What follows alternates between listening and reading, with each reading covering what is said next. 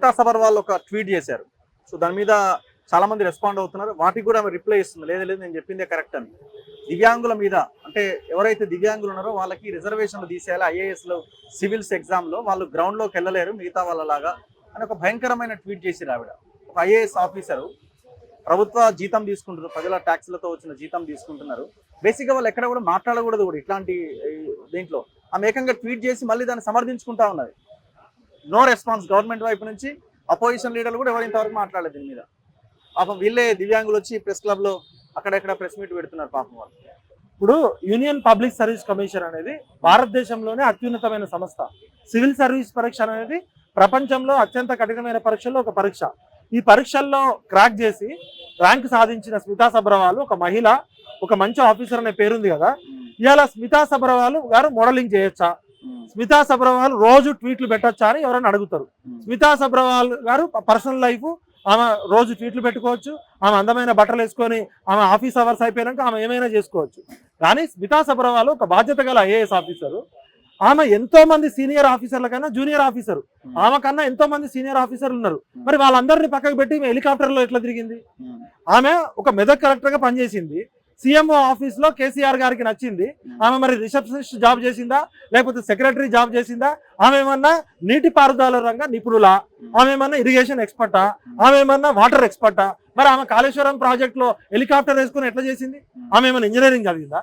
అంటే నువ్వు ఒక ప్రశ్న అడిగే ముందు నీకు కూడా వర్తిస్తుంది కదా. నేను ఇప్పుడు మిమ్మల్ని ప్రశ్నించే ముందు ఆ ప్రశ్న నాకు కూడా తగులుతుంది. స్మితా సబర్వాల్ గారు మన దివ్యాంగుల గురించి మాట్లాడింది పూర్తిగా మానవత్వానికే విరుద్ధం. ఇప్పుడు ఒక ఆఫీసర్ అనేటోడు యూపీఎస్సీ రాజ్యాంగబద్ధంగా చట్టబద్ధంగా దివ్యాంగులకి మరి ఎందుకు ఇచ్చింది? యూపీఎస్సీ కన్నా ఈమె తెలియకలామా? ఈమె ఏమన్నా యూపీఎస్సీ చైర్మనా? ఈమె కూడా అదే పరీక్షలో పాస్ అయిందే కదా. అంటే ఐఏఎస్ ఆఫీసర్ ఒక పరీక్ష రాసి ఒక 4-9 పేపర్లలో ఈటింగ్ వామిటింగ్ చేసుకొని వీళ్ళు మేధావులు అయిపోతారా? మీరు మా జీతగాళ్ళు, మీరు మా సేవకులు, మీరు మీ పరిధిలో మీరు ఉండండి. మీరు ఉద్యోగస్తులా లేకపోతే మీరు చట్టాలను మార్చడం? కూడా అవుట్లుక్ మ్యాగజైన్ లో ఒక స్టోరీ ఆర్టికల్ రాస్తే పెద్ద గొడవ చేసింది కదా, ఒక పిక్చర్ వేస్తే. అంటే నీ దాకా వస్తేనేమో ఏమి లేదు. ఇవాళ దివ్యాంగులని, వికలాంగులని, డిజేబుల్డ్ పీపుల్ ని అవమానం చేసింది. అది మానవత్వానికే మచ్చతునక. ఆమె ఇమీడియట్ గా క్షమాపణ చెప్పాలి. ఇలాంటి ఎంపతి సింపతి లేని ఆఫీసర్స్ ఉండకూడదు. సివిల్ సర్వీస్ ఎగ్జామ్ అంటే ఒక ఎగ్జామ్ రాసి ఒక 10 గంటలు చదివి ఈటింగ్ వామిటింగ్ కాదు.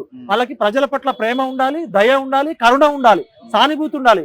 సమాజంలో దేవుడు మంచో చెడో వాళ్ళకి కొన్ని అవయవాల లోపం వల్ల వాళ్ళు పుడితే వాళ్ళు మెదడు పనిచేస్తేనే కదా. వాళ్ళు ఎగ్జామ్ రాసిరంటే వాళ్ళకేమి ప్రిలిమ్స్ పరీక్ష రాయాలి, మెయిన్స్ పరీక్ష రాయాలి, ఇంటర్వ్యూ రాయాలి. ఓ 500-200 ఉద్యోగాలు ఉంటే 10 లక్షల మంది ప్రిపేర్ అవుతారు. ఇవాళ దివ్యాంగులని, వికలాంగులని స్టీఫెన్ హాకింగ్ ఉన్నాడు. స్టీఫెన్ హాకింగ్ అనేట ఆయన శరీరంలో ఏ అవయవము పనిచేయదు. ఆయనకి 2 వేళ్లు మాత్రమే పనిచేస్తాయి. ఆయన ఐన్స్టీన్, న్యూటన్ కన్నా గొప్ప మేధావి. అట్లా శారీరకంగా సమస్యలు ఉన్నప్పటికీ కూడా ప్రపంచాన్ని నడిపించిన మేధావులు ఉన్నారు. యూపీఎస్సీ పరీక్షకు రావాల్సింది మెదడు, మానసికంగా ఎబిలిటీ ఉంటే సరిపోతుంది. ఇవాళ మరుగుజ్జులు కూడా ఐఏఎస్ ఆఫీసర్లు ఉన్నారు, వికలాంగులు కూడా ఐపీఎస్ ఆఫీసర్లు ఉన్నారు. మరి స్మితా సబర్వాల్కి అన్ని అవయవాలు పనిచేస్తున్నాయి కదా, మెదడు పనిచేస్తుంది కదా. కేసీఆర్ చేసిన అక్రమాలను ఏ రోజైనా ప్రశ్నించినవా? మీకు జీతం ఇచ్చేది మేము కదా, తెలంగాణ ప్రజలు కదా. కేసీఆర్ అనేటోడు 30 లక్షల కోట్ల ప్రజాధనాన్ని దుర్వినియోగం చేసిండు, 7 లక్షల కోట్ల అప్పు చేసిండు అని ఒక శంకరన్ లాగానో, ఒక బిఎస్ శర్మ లాగానో, ఒక గొప్ప ఐఏఎస్ ఆఫీసర్ లాగా ఎందుకు నువ్వు ప్రశ్నించలే? అంటే నువ్వు బానిసలాగా పనిచేసినావా? నువ్వు అడిగినావు కదా ఇలా ఇన్ని రోజులు నువ్వు మహిళవని, నీ మీద ఏం మాట్లాడలే.